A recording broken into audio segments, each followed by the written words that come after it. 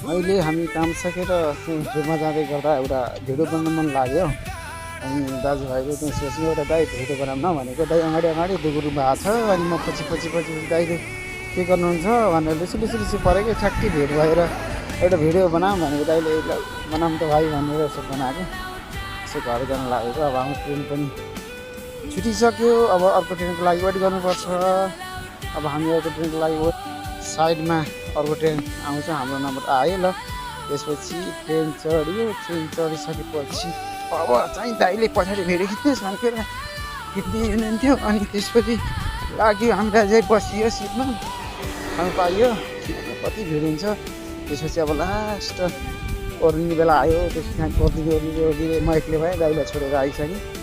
अनि त्यसपछि दाइलाई छोडेर चाहिँ म रुमतिर तर्फ लागेँ। दाइ अलि अगाडि जानुहुन्छ।